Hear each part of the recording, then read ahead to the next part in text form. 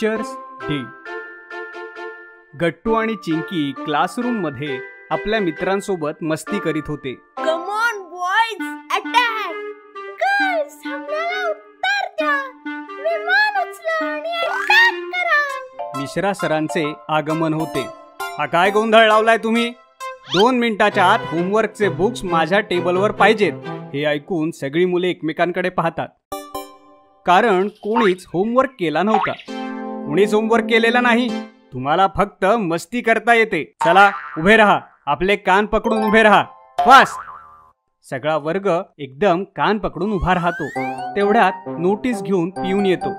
Teachers day ची notice आहे sir. सगळ्या मुलांना आणि टीचर्सना सूचित करण्यात येते की उद्या टीचर्स डे आहे. आपापल्या वर्गातच तो साजरा करायचा आहे. मुलांनी स्वतःच टीचर्स डेचं नियोजन करावं आणि आपापल्या शिक्षकांना शुभेच्छा द्याव्यात. नोटीस मिळताच सगळे शिक्षक जरुरी मीटिंग करता हेडमास्टर केबिन मध्ये येतील. तर सर, आम्ही बसलो तर चालेल का? कशाला बसायचंय तुम्हाला? तुम्हाला केबिन मध्ये जायचंय आणि आम्हाला टीचर्स डेचं प्लॅनिंग करायचंय. प्लॅनिंग करायचंय की परत मस्ती करायचीये? पनिशमेंट अजून संपली नाहीये. आज डबल होमवर्क देतो. उद्या नोटबुक्स कंप्लीट पाहिजेत, नाहीतर तुमचा हात आणि माझी छडी. समजलं? चला बसा. सगळेजण बसतात आणि नोटबुक्स काढतात. मिश्रा सर बोर्डवर होमवर्क देतात आणि केबिन मध्ये निघून जातात. अरे यार, इतका सगळा होमवर्क रात्रभर केला तरी कंप्लीट होणार नाही. मिश्रा सर आपल्यावर नाराज आहेत, म्हणून एवढा होमवर्क देऊन गेले ते. जर आपण हा अभ्यास नाही केला तर उद्या मार मिळेल. हो यार, काय करायचं आता? तेवढ्यात राणीच्या डोक्यात एक आयडिया येते. आयडिया? उद्या तर तसाही टीचर्स डे आहे.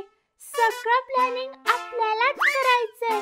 जर आपण मिश्रा सरांना खूप गिफ्ट्स घेऊन गेलो तर ते खूप खुश होतील आणि आपण पनिशमेंट पासून वाचू. मस्त आयडिया. मग तर आपल्याला होमवर्क करायची गरजच नाही. सगळे ऐका, सगळ्यांना होमवर्क आणि पनिशमेंट पासून वाचायचं असेल तर उद्या टीचर्स डेच्या निमित्ताने एक गिफ्ट मिश्रा सरांना द्यायला हवं. पप्पा, उद्या टीचर्स डे आहे. आम्हाला मिश्रा सरांसाठी एक छान गिफ्ट घ्यायचंय. अरे वा, ही तर खूप छान कल्पना आहे. चला ना, आपण काहीतरी चांगलं गिफ्ट घेऊन येऊ. हो हो, चला. काय चला? बाहेर पाहिलं नाहीत का किती जोराचा पाऊस पडतोय ते? अशात कसे जाणार आहात? सॉरी मुलांनो, तुम्ही असं करा, तुमचा होमवर्क करून घ्या.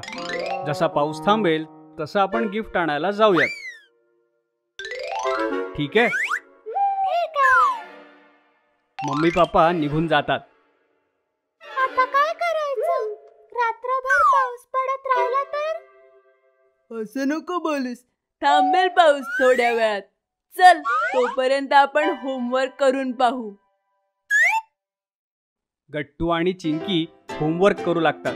थोड्या वेळात गट्टू म्हणतो, चिंकी, जरा पहा, पाऊस थांबलाय का ते? पिंकी जाऊन पाहते तर पाऊस खूपच जोरात येत होता. पाऊस तर खूपच जोरात पडतोय. चल, थोडा वेळ अजून अभ्यास करूया.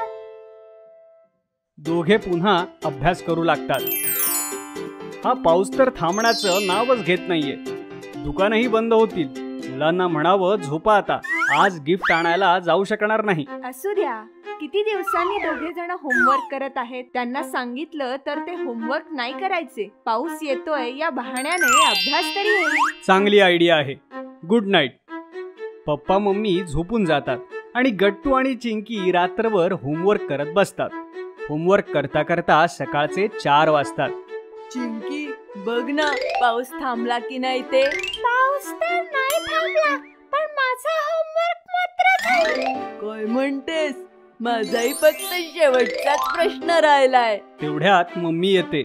अरे झोपा, सकाळी शाळेत जायचंय ना? मम्मी, आमचा होमवर्क झाला. वाव, आता गिफ्ट आणण्याची गरजच नाही. मिश्रा सर तर तसेही खुश होतील.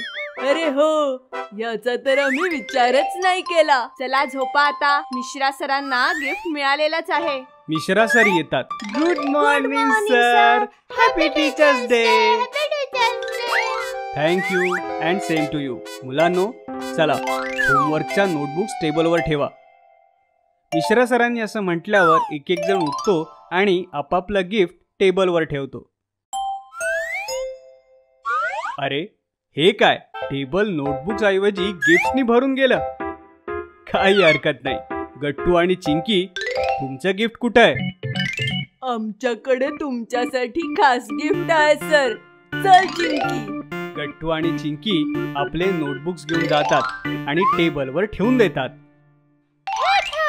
तुमचं गिफ्ट. आम्ही दोघांनी रात्रभर जागून तुम्ही दिलेला सगळा होमवर्क पूर्ण केला. काहीच बाकी ठेवलं नाही. तुम्ही चेक करू शकता. काय? जरा बघू तरी.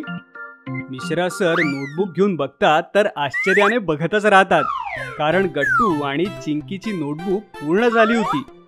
वाह, गट्टू आणि चिंकी, वेल डन. मुलांनो, आज टीचर्स डे आहे. तुम्ही सगळ्यांनी मला भरपूर गिफ्ट्स दिले.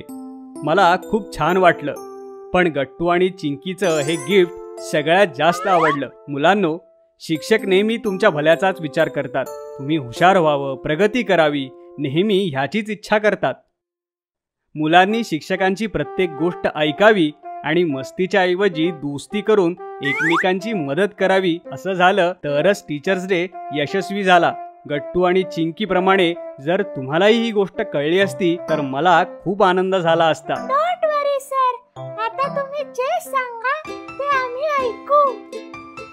सर, आमचा होमवर्क तर पूर्ण झाला. आता आम्ही बाकीच्या मुलांचा अभ्यास कंप्लीट करून घ्यायला मदत करू. उत्तम. आता होईल टीचर्स डे चे खरे सेलिब्रेशन. जल है तो कल है. 22 मार्चचा दिवस होता.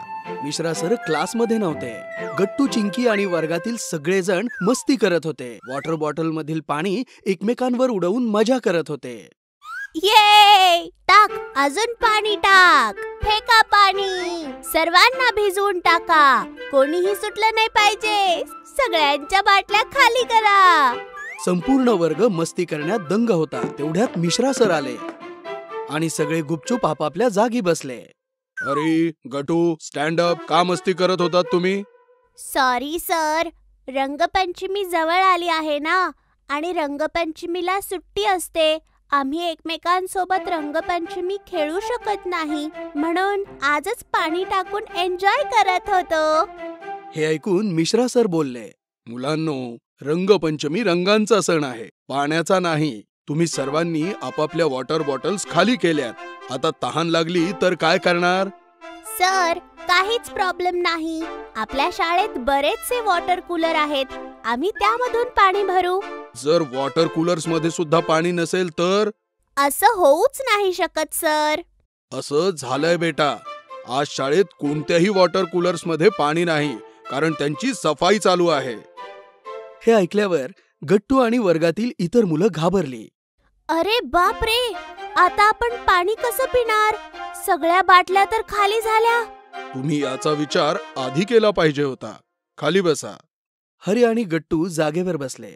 मिश्रा सर पुन्हा सांगू लागले, मुलांनो, जिवंत राहण्यासाठी ऑक्सिजन नंतर सर्वात जास्त आवश्यक आहे पाणी. जेवायला मिळालं नाही तर आपण काही दिवस जिवंत राहू शकतो, पण पाण्याशिवाय जास्त वेळ जिवंत राहू शकत नाही. म्हणूनच पाण्याला जीवन म्हणतात. जल आहे तर जीवन आहे.